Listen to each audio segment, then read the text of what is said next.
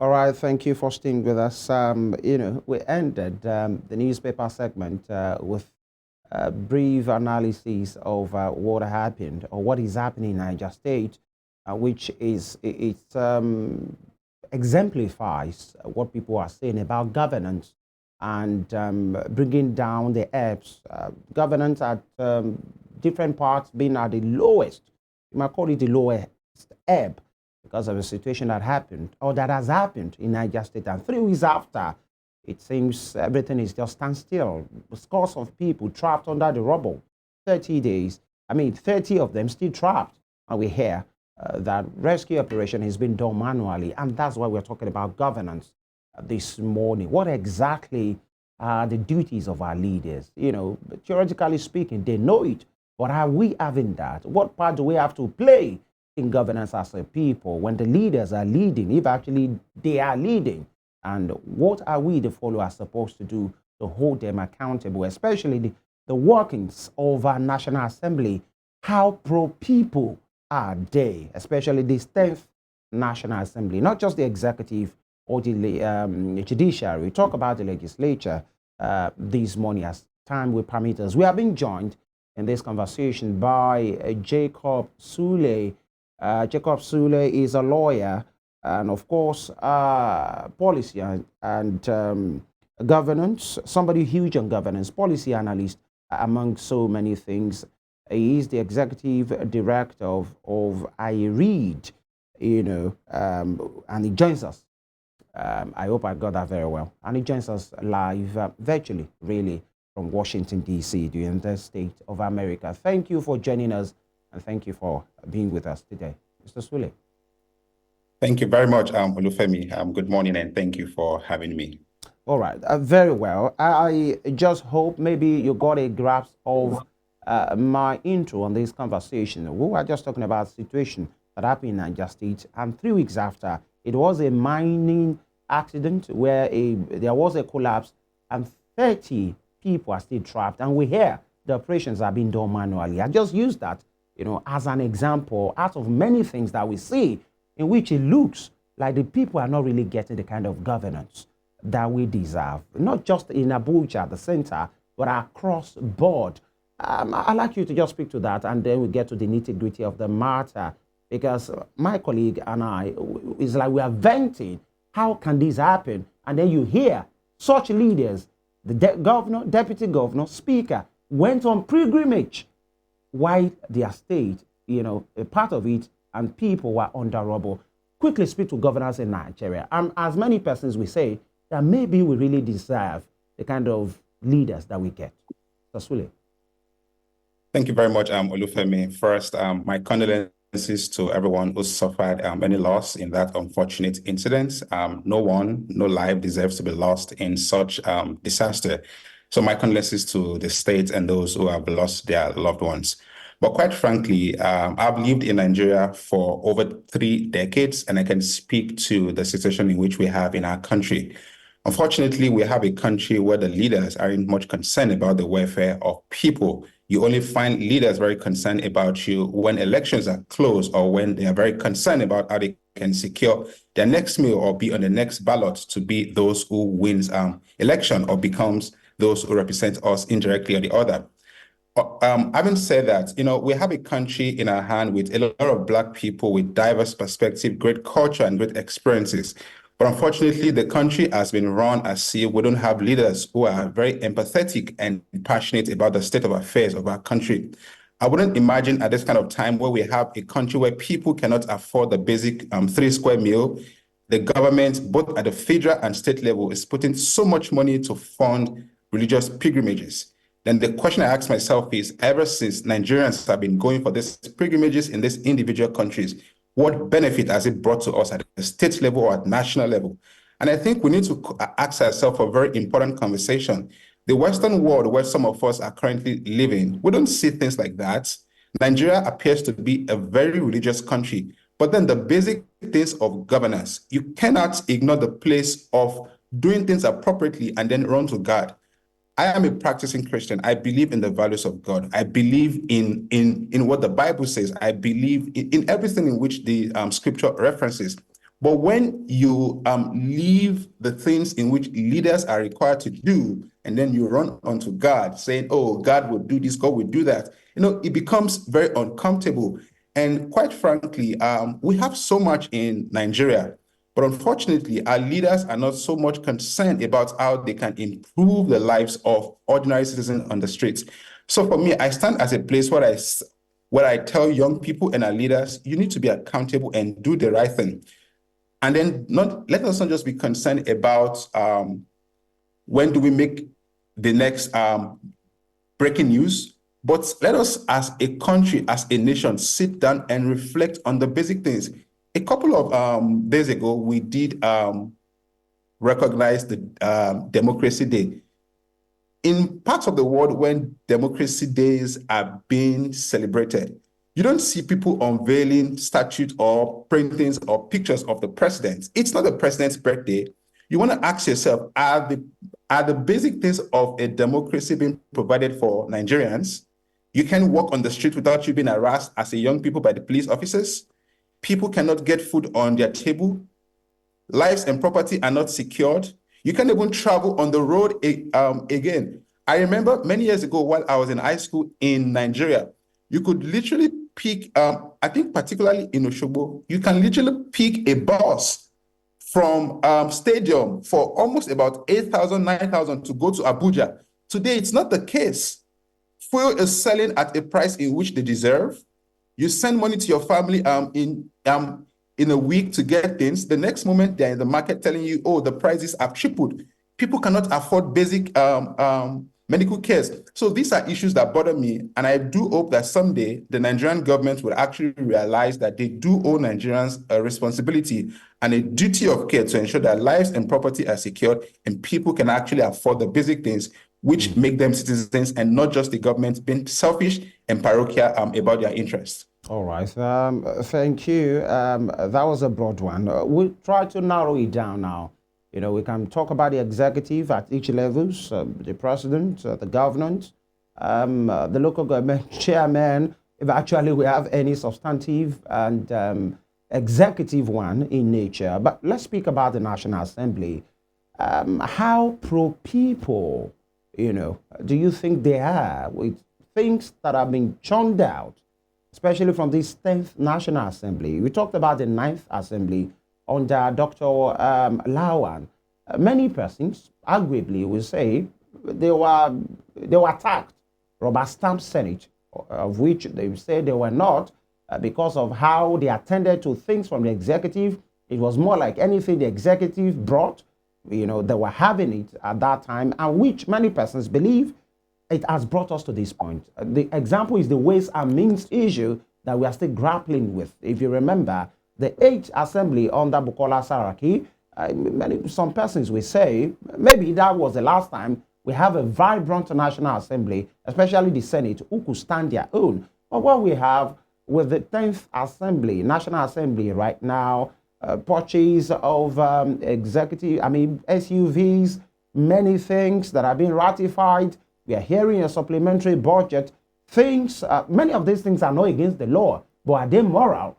These are the issues. And now we are hearing things that will be put in the supplementary list, the substantive budget that we are using, many things that were put inside. How would you describe the workings of this 10th National Assembly so far, both at the Green Chamber and the Red Chamber? Thank you so much, Femi. That's a very great question. I've been around for a while, and when I started following governance issues in Nigeria, I recall David Mark was president of the Senate then. From David Mark, we moved to Bukola Saraki.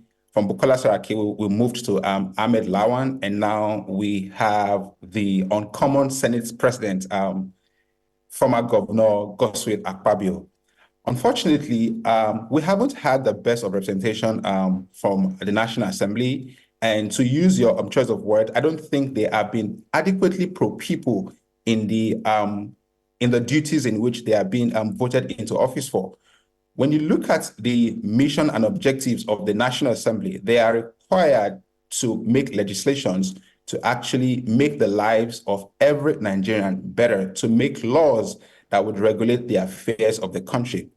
But it is, it is very sad to see that at such a time like this, the National Assembly, although with very due respect to them, they do their job when required, but they haven't been quite pro-people of recently. This is a National Assembly that pays so much attention to their own individual needs first. In a country where people are going through hunger, there are insecurities, you are so much concerned about how you can buy SUVs and buy things for yourself.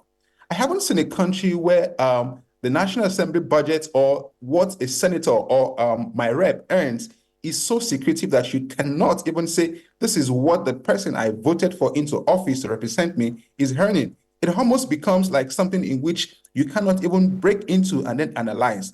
Having said that, the policies and the legislations in which the Senate has been making recently, to me, hasn't really looked at the needs of Nigerians.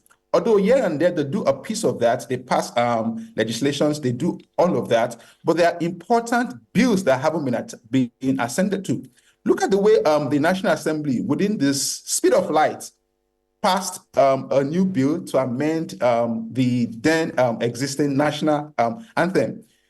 I know we have something new now. And then you begin to ask yourself, how indeed will a new national anthem reduce the price of gari or bread in the market?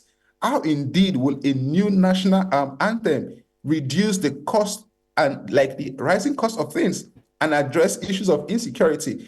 So quite frankly, the National Assembly in which we have now, they haven't done so well. They are just concerned about the needs of the president. And I take your words again, this is more like a rubber stamp National Assembly, a party government. Whatever President Bola Ahmed Tinubu brings there, Godswill Akpabio would always want to put his rubber stamp and get things done. So the National Assembly hasn't really done well, quite frankly. Can they do more? Absolutely. There's a place for them to do more. But again, I think we need to begin to engage and ask important questions. As a young Nigerian, as a citizen, better hold young, married, single, white, black, Christian, Muslim, or even pagan. We need to begin to hold our representatives into action. The people who will send to the National Assembly, they have blood running like in their vein like us. But if we as citizens are just concerned about, who is going to donate who is going to donate exercise books to us, brand them in their name, constituency projects in their name, and they make it look as if they are doing us a favor? No. But quite frankly, I think the National Assembly needs to sit up, they need to be responsible, and they need to be more active. Please do not misunderstand. I'm not saying they are not adequately responsible, but the things that are going on right now, just last year, I think about 2.8 trillion naira was voted for in the supplemental budget. That was, I think, sometimes in October 2023.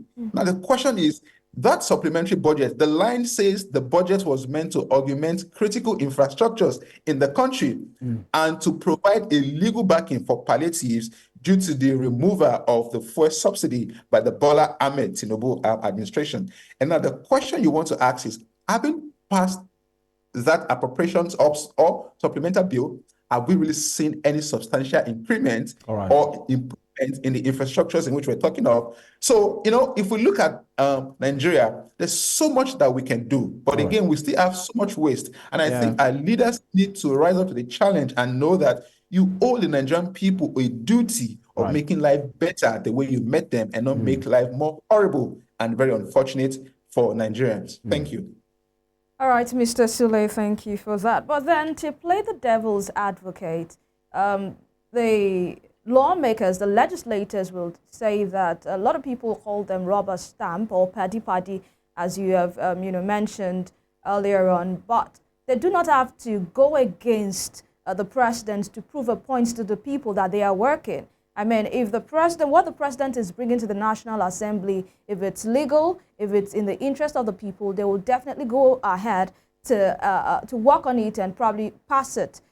But you are saying, are you saying that we should see every time that the Senate is against the presidency? That's when we see that they are working, because the last time people will make mention of the Bukola Saraki Senate president, and we know what went down during the Bukola Saraki assembly. So must it be that the Senate or the National Assembly must go against the presidency, the executive, to prove a point to the people that they are working? No, Evelyn, thank you. Absolutely, I do not share that perspective. In my understanding of governance, there are three arms of government. We have the executive, the judiciary, and the legislature. And one of the duties of those things is separation of powers, and then there must be check and balances. The National Assembly isn't supposed to fight the presidency or the executive. They have a duty to check and ensure that things that are in the appropriation bill or what the government is doing, the government is being put on its toe. I do not say that the National Assembly or the National Assembly should be in disagreement with the federal government. No, we've had National Assembly leadership in the past. Bukola Saraki was one of those who led a very vibrant National Assembly that engaged in important things. But however, where the president brings issues that are very important to the National Assembly, of course, they must be attended to. And, more recently, I read in the news yesterday about what allegedly that the House is calling off its recess to actually look at a supplemental bill to address the issue of buying a supposed set of presidential jets for the president, because what he currently has hasn't been in good condition. And then you want to ask yourself the question, is this the right time to do that? I mean, absolutely, you must consider the fact that these are issues of national security. I don't want to have a president that is being said, oh, unfortunately, the president had passed away. No. Recently, we saw how fatal air crash happened in Iran, and also in another country, Malawi. So we don't want things like that for our country, Nigeria. We love the president. I love the president, the office of the president. I may disagree with his personal policies, but the fact is we need a government that is very concerned and has its ears on the ground to listen to the yearnings of the people. So, for example, with this new presidential jet and all of that, what is the current state of that? There are existing 6 presidential jets. Why should Nigeria as a country have 6 presidential fleets? The president, we need to be a country that is no longer wasteful. And now I also read again that the Senate has actually denied that there's going to be a sitting to address all of that. And the default plan in Nigeria is the moment government officials denies something, that means there's a truth or there's an element of truth in what is being denied. And now we're reading that they are reconvening from their recess to actually address issues of national importance. Do I want the president to be safe? Of course, yes. The president is the one flying the image of the country, whether you agree with his political party or not. But again, we need to do things as at when due. I'm a Christian, and the Bible says there's time for everything. When you look at Ecclesiastes, there's time for everything. Should the president be going to international event on chartered airline? There's nothing bad in that. I'm not advising that, but we should place our priorities as at when the president should do things. And now, when you look at the budget of the presidency for this year, do you know how much was budget for presidential airline? A lot of money. And then you ask yourself, 135 million naira was budgeted for maintenance of this aircraft. Now, the question is, have we really been doing maintenance over the years? So why should the presidential fleet or the presidential jet of Nigeria's president develop a fort outside the shores of the country? The monies that were budgeted to actually do maintenance, were these monies actually used? So these are questions in which we want to ask ourselves. If the president indeed is very concerned, like he did say 2023, he wants to make tough decisions to make Nigeria better. What sacrifices has the Bola Ahmed Tinubu administration made to ensure that lives are better? They are just concerned about Nigerians bearing the brunt, but I haven't really seen any deliberate action taken by this government to say that, yes, Nigerians will feel your challenges. We're going to suspend this. So if that is done, I think we're going to be in a better place. And I think Nigeria will do better than where we are currently. Okay. Thank you. You mentioned earlier that the lawmakers should focus more on pro-people policies. And also there are some of policies that have bills that have gone through the 10th National Assembly that should not have. I would like you to be more specific about what you think the 10th National Assembly should be more concerned about at this time, what they should focus on that would actually have a positive effect on the people? Evelyn, number one, there's hunger in the land. The government needs to be very, very attentive to that and address the issue of hunger. There are insecurities everywhere. How? Are they to give free food to the people? I mean, no. Let's be more specific. A lot of people say there is hunger in the land, let them fix it. How do you think the government can fix hunger, especially the national in the assembly land? Is it that they move from house to house, knocking on doors and give? We've seen palliatives being given, and a lot of people didn't get these palliatives. People didn't know what even it looks like. Some people don't know what it looks like, just hear about palliative. So that has proven not to work. So if you can bring out solutions to the hunger in the land, you want to mention insecurity. What are the steps that can be taken by government? I know you are not paid. You're not a member of government, and you're not a consultant. But then, we would like to hear from you. Thank you, Evelyn. Beyond being a consultant, number one, Nigeria remains my very great country, and everything that will make the country work, I am more than happy to do that. First, on issue of security, national security, the government needs to, pay attention to the needs of people. We have been yearning for state police for decades. These things are not being considered. So until the National Assembly, we need to look into this issue of state policing. People are being kidnapped, people are being killed, like people are being bundled away. Just a couple of days ago, a friend of mine was traveling from Benue and he was kidnapped. These people were demanding for 50 million naira.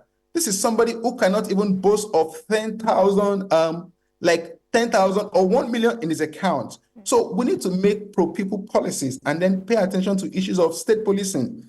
When it comes to the issue of hunger, there are things in which that can be done, not just palliatives of 5,000 naira. What can 5,000 naira buy today? What can this, use? Our politicians are so very dramatic. They are experts in doing things little and making it look as if, they are doing you something very great.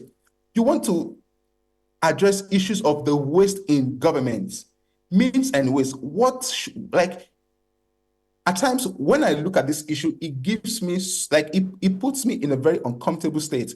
So what can the government do? The government needs to ensure that things are done appropriately. There's the issue of farmers can't even go to farm. How do you address issues of hunger or famine in the land when farmers who are on their farm doing things are being kidnapped, are being killed? Farms are being invaded by, I don't want to start apportioning and blame. We know people who are in charge of these things. Government needs to actually step up. There should be legislations that are very concerned about the lives and property of people.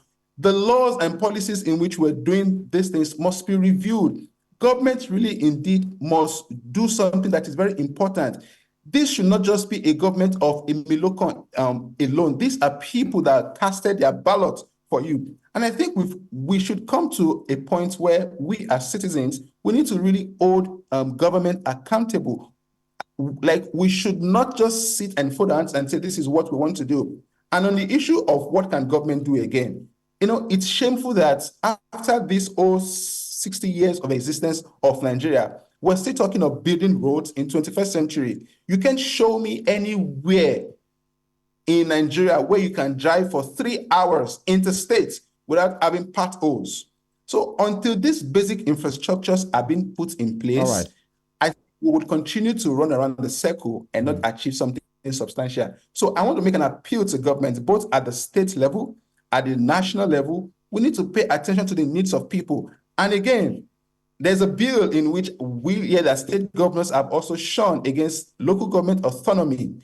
We need to, we cannot take everything to Abuja at all times. There are basic things as issue of drainages, as issue of trunk C roads. These are the things in which local governments are statutorily empowered to do. So until we directly embrace the full tenet of democracy in which we're referring to, I don't think we can move forward as a country. So I urge our leaders, both at home, at the state level, local level, and national level, to pay attention to the needs of people and ensure that they deliver on the dividends of democracy in which we all voted for them for to be in office and not just be concerned about their pockets and their family businesses. Yeah, talk to me. There was this program or interview that went viral when a high-ranking member of the Senate, Senator Karimi, I think from Kogi State, was interviewed during that time of the purchase of the 160 million worth of SUVs for each parliamentarian, and in which I think the man had to say that why do people pick on them? I think Ali Dume said something like that too. That why do we as a people, the media, journalists, civil society organizations, NGOs, pick on parliamentarians about their remunerations to say, we are the ones you guys are always pointing. Do you know what happens at the executive? I think Senator Ali Dume said that, and Karimi said it as well, that you don't get to point your hands at them. Now, I want to ask you, Mr. Sule, do you think we're calling them out unnecessarily? Because they say we don't get to talk about what the executives do, what ministers do, that they do a lot more, that we're talking about 160 million worth of Jeeps. Do you know what the executives write?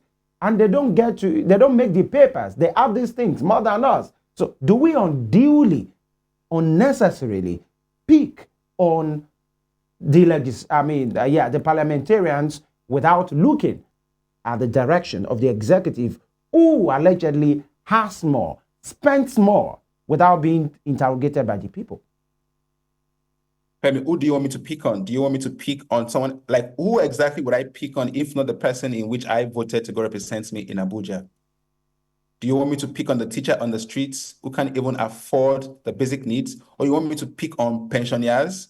Or you want me to pick maybe on ministers, permanent secretaries, directors, VCs of schools who live large? Femi, let's be very realistic here. You are to hold on to those who you have or who those you voted into office to represent you. And this will take me to the next point on citizens' engagement. Unfortunately, in Nigeria, we tend to be much more of an emotional citizenry. We're not really engaging government. We just want to trend things. When things trend on social media, we make noises and things are settled. Look at what happened in Kenya, or what is actually going on in Kenya. The president of Kenya decided to, the new finance bill. People took to the streets to revolt, not just making noise. I am not calling for a protest. Let's put that in perspective. Yeah. But I think we need to be much more engaging. And if the National Assembly is saying we are picking on them, why are they angry? That is why you are there. It's just like I have sent Bamdele Salami as my rep to the House of Rep. And he tells me, Jacob, why are you picking on me? Or former Senate representative Bashir. People need to stop making this joke and say that, why are you picking on us? But the truth is, if we don't pick on them, who do you want to pick on? Do you want to pick on civil servants? But the reality is, we have to do more as a people in picking on those people. We're not just picking on them for doing sake, but we're trying to put them on their toes and know that they do have a responsibility to the Nigerian people and not just to themselves. Yes, I saw that interview from the honorable member from Kogi State. And then there are important questions in which we need to ask ourselves. Why should we put in so much money, millions of naira, to buy vehicles for these people? All right. And then on the flip side, you want to ask, aren't these people having personal vehicles before they got into offices? And then I hear what the guy said, oh, do you want me to drive in a sedan to go to my oversight and all that? So, there are many more issues in which we want to talk about, but I think the people we can hold to account are those who are representing us. So if we continue to engage with the National Assembly, I don't see anything wrong in that. And I think they owe us a responsibility and they owe us a duty to respond to our inquiry. Citizens have power, and then that should be the focus of every citizen, and they should also focus on doing their work and not be concerned about who is speaking on them and why they are being picked at. Thank you very much. The Executive Director, I Read to Live Initiative, a policy analyst, and of course, our lawyer, Jacob Sule, joined us from Washington, D.C., the capital of the United States. Thank you for your time and your take. We will get to have more of you on this program. Thank you, Femi, and thank you. Have a good one.